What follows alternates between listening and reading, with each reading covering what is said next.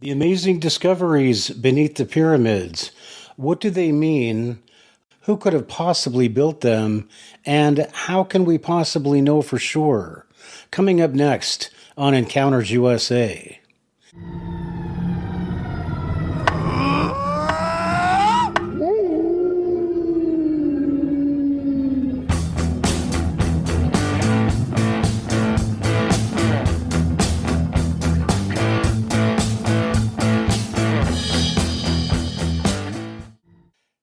Hello, everyone, and welcome to Encounters USA. As you know, by looking at my t-shirt, we do aliens, we do Bigfoot, and we do Dogman. We also have amazing merchandise just like this at encountersusa.com. And don't forget to go and check out the Cascade Bigfoot Blood Mystery Series, which you can get the links on at encountersusa.com. So, the pyramids. Let's talk about this.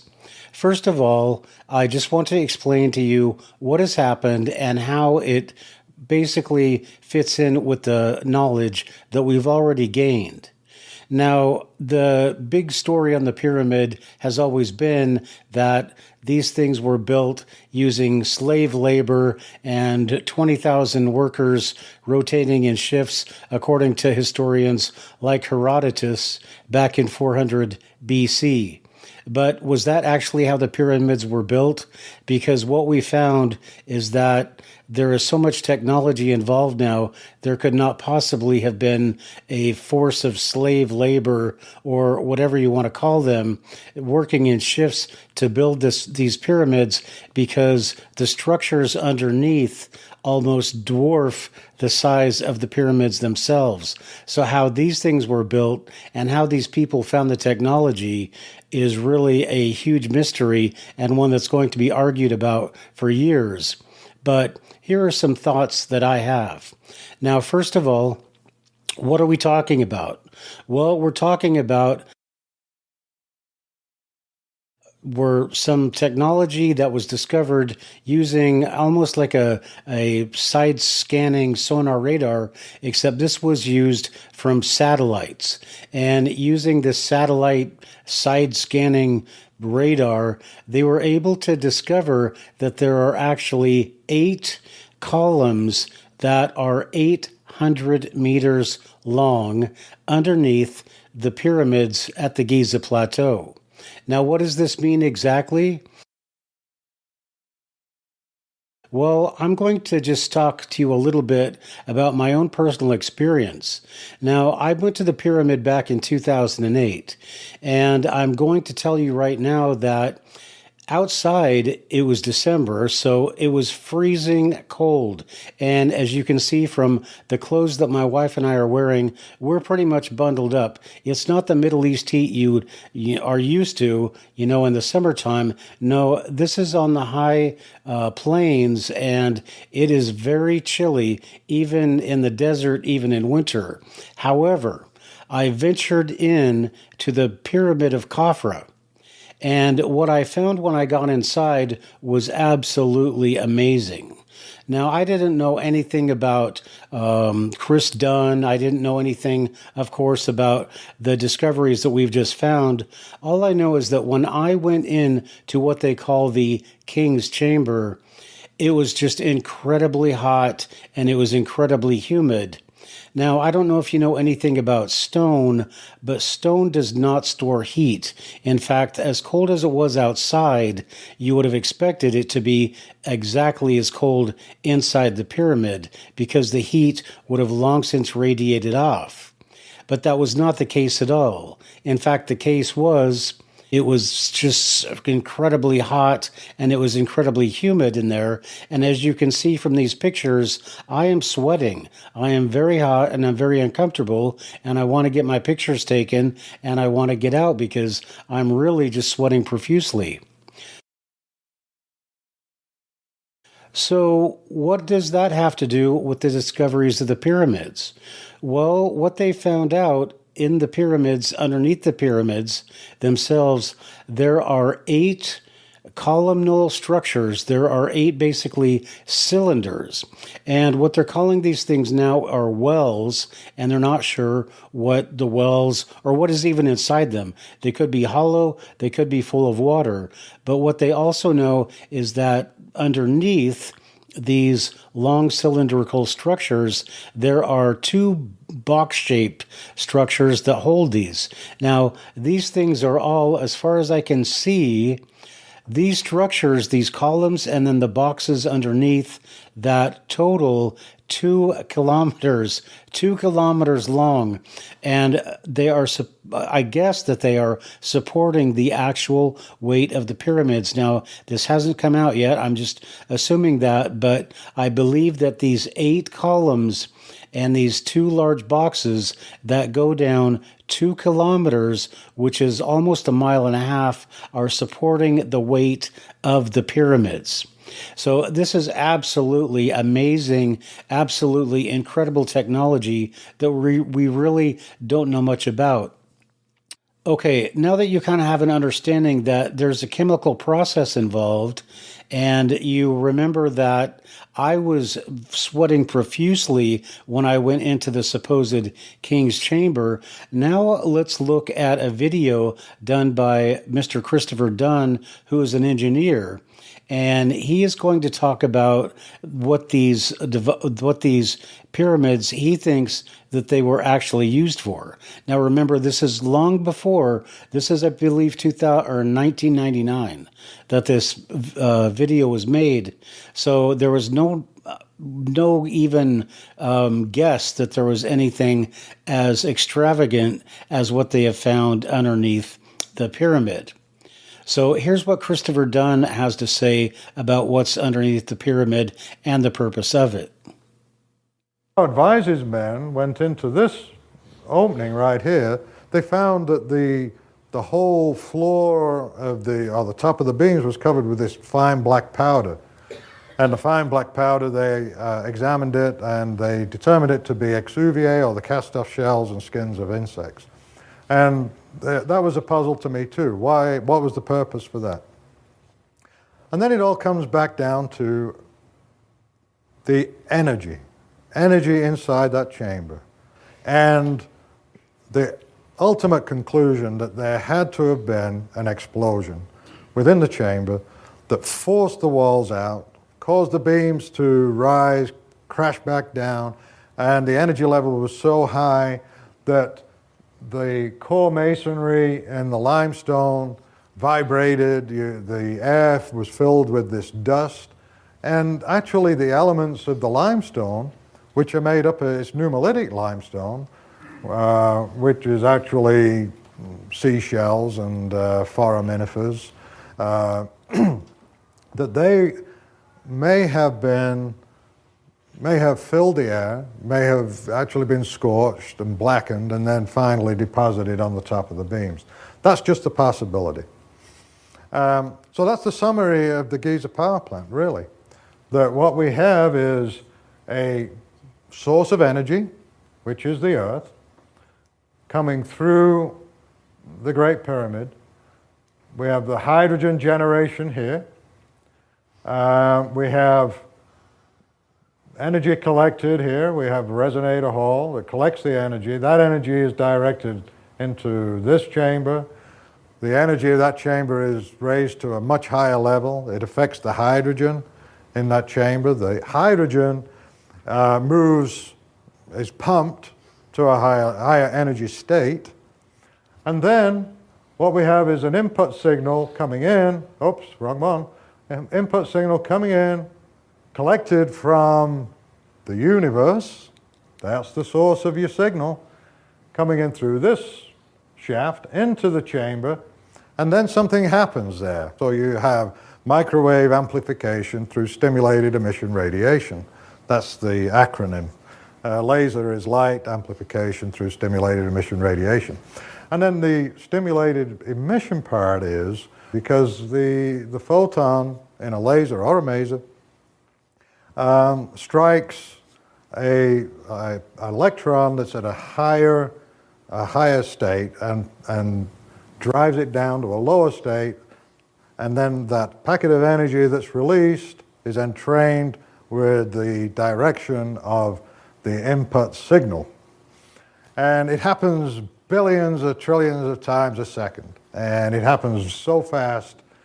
And that is the key to the Grand Gallery, is that when we are channeling those earth energies through the pyramids, we need a little more energy to drive these granite beams to resonance than what we can achieve just in this small area. So in the Grand Gallery, we house a bank of resonators. And those resonators take those earth energies and convert those vibrations to airborne sound. And then that sound is focused through this opening and reverberates or drives this complex into a vibrating mass of energy. This complex right here is totally freestanding within the Great Pyramid. The walls are freestanding from the core masonry. There's a gap on the outside of these walls. Okay, so that's what Christopher Dunn has to say. And the next thing that we have to figure out is, at some point, is who and why. Now, there are a ton of theories already floating around about who and why, and I'm just going to read a little bit before we start talking about who could have possibly built it. Massive underground structures found beneath Giza pyramids spark ancient energy grid conspiracy theories. New discovery beneath Khafra Pyramid reignites theories that Egypt's iconic monuments served as energy hubs. This from the Express Tribune. A stunning new radar study has sent shockwaves across the internet, revealing a vast subterranean complex beneath the pyramids of Giza, challenging long-held beliefs that the structures were built solely as royal tombs.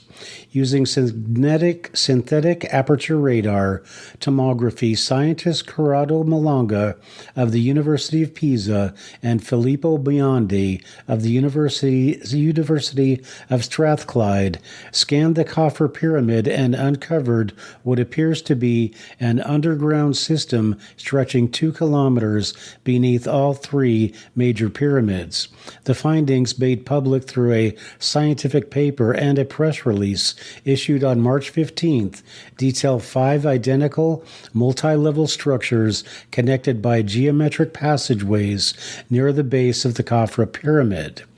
Even more striking were the 8 vertical cylindrical wells, encircled by spiral pathways descending 648 meters below the surface. These wells ultimately merge into 2 massive cube-shaped chambers, each measuring 80 meters on each side.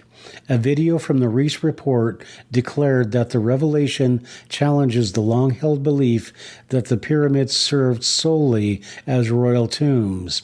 Instead, it adds fuel to fringe theories that have circulated for decades, suggesting these structures may have had a mechanical or even energy-producing function. Theories like these aren't new. Inventor Nikola Tesla once speculated the pyramids might collect and harness Earth's natural energy. Engineer Christopher Dunn echoed similar ideas in his book, The Giza Power Plant, proposing that the Great Pyramid operated as a giant machine capable of converting seismic vibrations into usable energy. Naturally, the internet couldn't help but theorize the megastructure they just found underneath the Giza pyramids is probably the most important discovery to ever be made in our lifetimes. One user posted on X. Others have jumped to conclusions about pre-flood civilizations or alien technology, with some comparing the discovery to a scene straight out of National Treasure 3. While mainstream Egyptologists still insist the pyramids were built around 2500 BCE using ramps and simple tools, the newly discovered anomalies combined with the structure's mathematical precision have sparked renewed interest in alternative narratives. The Kafir team has reportedly expressed interest in excavating the site, but Egypt's government has long been cautious about approving digs that challenge its official stance on the pyramid's historical purpose. For now, the mystery remains buried, both literally and figuratively. Okay, so now that we have an idea of what possibly it was used for, the question is, who built it? Now, as I like to do on Encounters USA, I really like to go to the remote viewers to find out the answers to questions that we just can't find out any other way. If you've seen my documentary series, Cascade Bigfoot Blood Mystery, you know I used remote viewers to find out the mystery to the Cascade Bigfoot Blood Mystery. So I don't think this is going to be solved in any real scientific sense, except that I think that science is going to tell us that these were human beings and they just had a technology that we seem to have lost. But if we listen to the people at the Farsight Institute, they're going to tell us something just a little bit different. So let's listen to what they have to say at the Farsight Institute.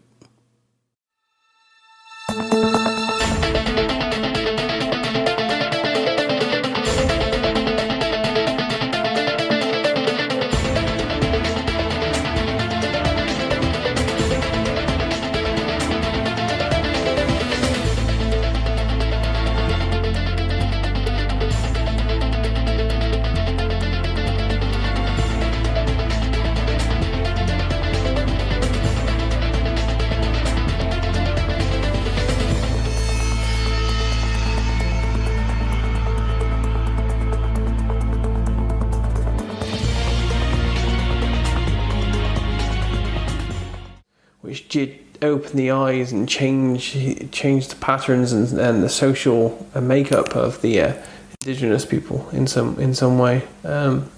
May have even stopped them building, because I have a feeling that this had an effect on these rising structures. There's a connection between the information transfer or the knowledge that was given over and the rising structures, or the structures that were a big part of the indigenous life at the time. A big part of what they were doing, their ideas, their philosophy, their whole belief system. So yeah, a big outside influence here from someone from far away that travelled a vast distance. In his second session for this target, Daz Smith describes artificially created energy involved in moving objects. The energy is frequency-based, possibly involving sound. It seems to resemble magnetism in the sense of its effect on objects. The viewer clearly describes subjects moving large rectangular blocks. Part of the movement appears to lift the blocks off of the surface such that they float while the subjects guide them into place. Thus, the subjects are not lifting the large blocks. Something else is doing that, but the subjects are guiding the blocks that appear to be floating in mid-air. The viewer describes how the large blocks are moved up ramps while being assisted by energy. It is a combination of both low and high tech. Because of the energy that lifts the blocks, moving them is not difficult. Daz notes that it is as if the blocks are sitting on a cushion of air. Many of these perceptions were recorded live in riveting detail. Okay, yeah, so there's definitely something solid. It feels blocky. In the second frame, focused energy is directed with pinpoint accuracy at a certain spot on the land. In the third frame, the land begins to give way, but not in a perfectly centered symmetrical manner. In the fourth frame, a chain reaction is clearly in process. Finally, in the fifth frame, we have the resulting crater. The viewer then writes that the focused energy that creates the crater is like an electron beam that produces what he calls a sizzle spark thwack. that causes a chain reaction in the rock. He notes that this would scare birds even 10 miles away. He writes, "This is like watching a nuclear test at a Nevada test site when land shudders, domes, cracks, and collapses. But it is not the same. This is not a nuclear underground blast. I saw very focused, directed energy harmonics converge on one point from many directions and cause the earth-land rock to fuse, vibrate, collapse in the sense of pummeled by Thor's bolt." This is very enclosed, confining, claustrophobic. Well, it's big but claustrophobic at the same time. So it's a big cavernous place, but it's dim, it's dark, it's claustrophobic because you feel like deep underground. There's a almost, how can I draw this? Like a tunnel, okay? So you're going in this, okay, and these guys go in here.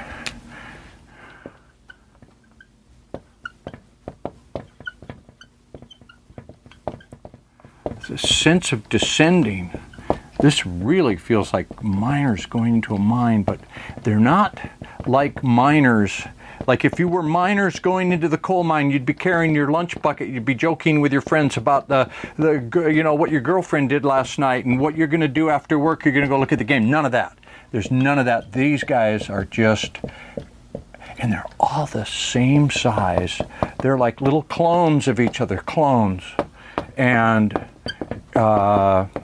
genetically manipulated, genetic modification, and worker bees. Okay, so they're going down. It's a confining place, but it's big. There's like a big ceiling. And this is an environment that is really nasty. That's the overseer. Actually, it looks like Elephant Man. It's not Elephant Man. This is Praying Mantis Lady. Okay. Did I say that? This is not.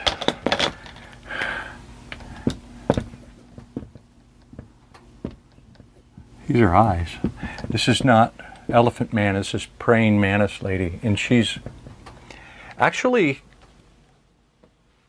has a kind of a, for how spooky looking this is, has a nurturing feel, like a female, almost motherly kind of feel. Not. Subjects are guiding the movement of large multi-sided stone components. Daz clearly describes and sketches the pyramid geometry of the large structure being constructed. The heavy stones used in the construction are being moved via a levitating technology. Workers are pushing and pulling the solid stones to guide their movement, while levitating technology is simultaneously being used to lift the stones. The levitating process produces no loud noise, or at most a hum, but there is a visible wavy byproduct, like heat would produce over a paved road on a hot summer day. This levitating process is both an electrical and mechanical process, and the stones are lifted approximately 18 inches to 2 feet above the base surface using this technology. Daz reports all of this is going on in the past, and it involves advanced technology. Many workers are moving these stone parts into place, and the workers seem to be male. Daz reports the perception of hieroglyphics also. The target pyramid is unambiguously drawn in detail on one page of his session, and the viewer also describes the sandy, dry environment of the target structure. Now, Daz's second session for this target has more general impressions of a large structure that is being constructed. This takes place in the past, and there is a spiritual element to the process. Machinery is involved, including mechanical elements with gears and other moving parts. All right, now we have a whole lot of different players according to the Farsight Institute. We actually have genetic mutations of possibly human beings that were designed to do nothing but to work on the pyramids. We have descriptions of a praying mantis-like individual, and these things were, or these people or individuals or whoever they were somehow involved in the making of the pyramid. So what do we have to say about the purpose of the pyramid? Why did they want to build it in the first place? And looking at land one, what predominates, I mean, there is land there, but I see a structure, and I see a pyramid. It actually got a sharper angle than that. And I feel that it extends underground a bit. So here's the ground, and here's the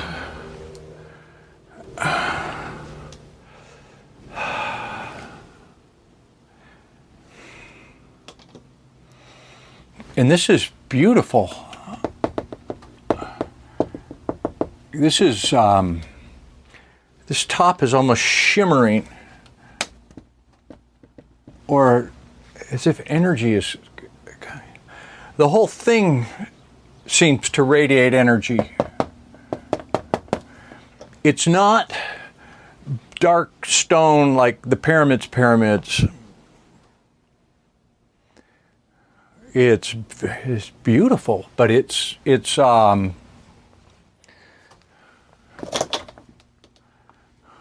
metallic. It's not. It doesn't seem to be stone. It radiates as if it was metal. Very shiny, glistening, high-tech type of thing. Since almost a grid pattern with something up here that's bright like a capstone, like a reflective. And the land, I see some people, very small here. Land is not jumping out at me. So my first land gestalt is the energy is radio frequency, RF energy. So there's a beatific light energy, and there's also, this is emanating some type of RF. There's a very charged feeling to this. Charged, the right word? Active, alive, oral, almost an oral energy around this. So that's my land one that is dominated by this structure, which, I gotta say it seems pyramidal, like a pyramid. Okay, I'm gonna try to take a wider look at land now because I was so focused in on that. So this is gonna be Blackboard Land 2.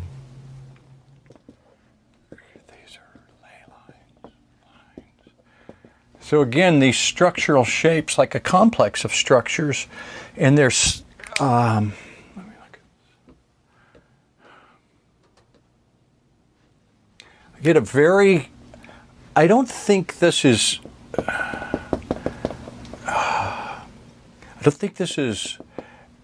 actually visible to the naked eye in the visible spectrum so much. It's not like a furrow in the land or a painted line or a road or a rut, but it's more like these are lines of energy. The word ley lines, like magnetic,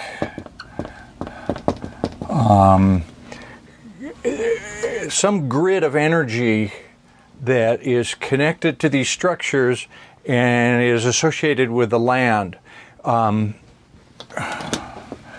Earth frequencies. Frequencies of the earth, they resonate. Earth frequencies resonate. Earth frequencies. but they're visible to me when I look on Blackboard as an energy pattern. And there's a very strong one, like here. This is out of line, but it bisects. These are here to bisect this. I didn't draw that right, but there's a magnetic earth frequencies resonance, energies resonant, that's on a line there. So that is land 2, again dominated by structures, but energy grids. I don't know if they're harnessed. Are they? Let's see if they're tapping it or creating it. Tapping it. So I would say these points here are not generating, they're tapping.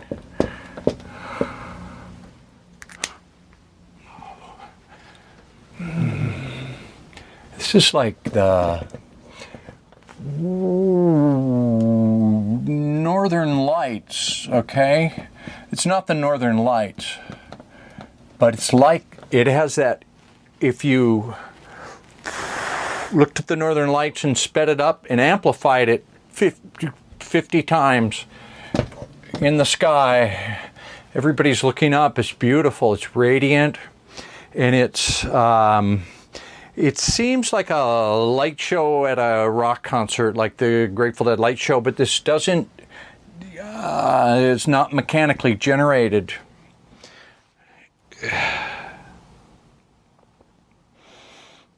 It's like a, you know those, like a Tesla, what do they call it, a Tesla coil? Or that, they have those things that you, the energy is out like spider webs and you touch the ball, you know, and it'll touch your finger and the energy goes to it. That's what this is like, only you're in these people and this is up in the sky. All right, so there you have the gist of what's going on with the pyramid mystery. Just to reiterate, they have found using a side scanning type radar that is tied to a satellite, they have been able to find that there are 8 columns that are 800 meters long, and they are connected to these 2 boxes, box-shaped objects at the bottom of the pyramid. Now, beneath all of this, they have discovered that there are numerous tunnels underneath these, and we can only guess and assume what's in the tunnels, what's in these so-called wells that they're saying.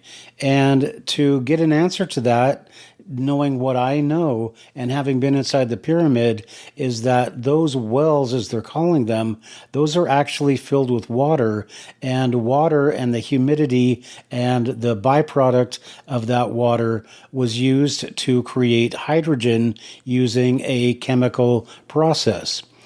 So this is what scientists have been believing ever since Christopher Dunn came out with his theory. And now we have even more information that supports that theory, that these wells, as they're calling them, were actually filled with water. And they may have had something else in them, but we just don't know that. But we do know that the pyramid, as far as I saw it, in December of 2008, was incredibly hot, incredibly humid on the inside when it was freezing cold outside. So how would that even be possible without a heat source? Well, the heat source, I believe, is the Earth itself. And they had dug so far down, they were actually able to tap in to the heat source, the Earth, and use that to create humidity, which would have helped the chemical interaction and the chemical process that they were using to create hydrogen. Now, there are many theories, of course, that are out there as to why they were using it, and you have the Farsight answers, and you're going to have many other answers as far as a weapon, as far as worldwide free available energy. But right now, we really just don't know the exact answers to what these are and what they were for, except that we know that we could not possibly have built them. We have no indication from what we've seen from the hieroglyphics and from the art and things that have been left by the Egyptians that indicate they had any knowledge of these energy systems. So who built them? Well, that's for major speculation. That's for you to discuss with your friends. And of course, leave comments in the comment section and tell us what you think. And if there's a mystery you'd like to see or hear about, then go ahead and tell us at Encounters USA on any of the comments, or go ahead and get a hold of us at encountersusa.com. All right then, so that is the Egypt mystery. And that is something that could be the biggest discovery in the history of the human race, depending on how it's going to be spun, of course, by the mainstream media and what they're going to try to do with it. But right now, I firmly believe that it has extraterrestrial involvement. It has involvement of technology that we don't quite yet understand, but of course that we soon will. And that the old ideas of, from the mainstream media and all the people who push this horrible propaganda that these pyramids were somehow made by slaves with copper hammers, or pounding away at these stone blocks and these granite blocks and dragging them with sleds all the way 500 miles from Aswan. It just doesn't cut it. That just doesn't work. And there would have had to have been much more technology and the ability to move these blocks using some kind of levitation or gravity altering technology that we just don't have. With all these UFO sightings that have been going on since November, and with all of the discoveries that we've been making, and now with what's happening in the pyramids of Egypt, that things are really changing, and they are changing fast as far as our understanding of who we are and our place in the universe. So at Encounters USA, we do aliens, Bigfoot, and Dogman. And we're out in the woods looking for them all the time. So if you're out looking for aliens, Bigfoot, or Dogman, remember what we always say. Always watch your back.